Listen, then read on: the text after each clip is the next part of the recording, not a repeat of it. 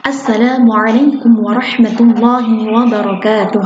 Alhamdulillahirrabbilalamin. Dalam kesempatan yang baik ini, kita kembali belajar mata pelajaran pendidikan agama Islam. Adapun materi yang kita pelajari pada hari ini yaitu memahami pesan-pesan pokok Al-Quran Surah An-Nas dan Surah An-Nasr.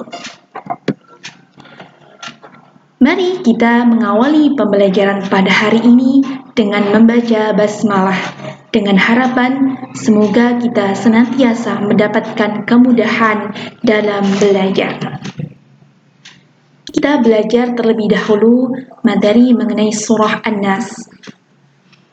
Surah An-Nas merupakan surah urutan ke-114 dalam Al-Quran. Jumlahnya ada 6 ayat. Arti An-Nas adalah manusia.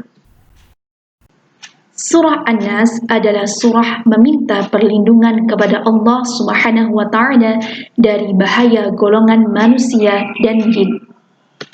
Bahaya dari golongan manusia contohnya adalah sihir.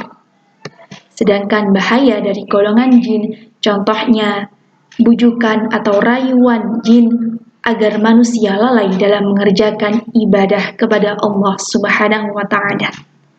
Nabi Muhammad SAW selalu membaca surah An-Nas bersamaan dengan surah Al-Falaq dan Al-Ikhlas setiap menjelang tidur malam. Tujuannya agar terhindar dari bahaya baik golongan manusia maupun jin. Surah An-Nas tergolong surah Makkiyah, artinya surah yang diturunkan di kota Makkah. Mari kita membaca surah An-Nas. Diawali dengan membaca ta'awudz terlebih dahulu. A'udzu billahi minasy syaithanir rajim. Bismillahirrahmanirrahim. Qul a'udzu birabbin nas, malikin nas, ilahin nas, min syarril waswasil khannas, alladzi yuwaswisu fi sudurin nas, minal jinnati wan nas. Shadaqallahul azim. Nah, setelah kita mempelajari bacaan dari surah An-Nas, kira-kira bagaimana isi pesan surah An-Nas? Jadi, isi pesan surah An-Nas yang pertama adalah berlindung kepada Allah dari godaan jin dan manusia. Yang kedua, berdoa hanya kepada Allah. Jadi kita tidak boleh berdoa selain kepada Allah. Berdoa hanya boleh kepada Allah. Yang ketiga, mewaspadai semua jenis bisikan syaitan. Contoh, seseorang yang tidak mau mengerjakan sholat, malas untuk belajar, berarti seseorang tersebut telah terkena bisikan dari syaitan. Dan yang keempat, isi pesan dari surah An-Nas adalah mengakui hanya Allah sebagai Tuhan manusia. Tidak ada Tuhan selain Allah. Selanjutnya kita belajar materi mengenai surah Al-Asr. Surah Al-Asr merupakan surah urutan ke-103 dalam Al-Quran. Jumlahnya ada 3 ayat.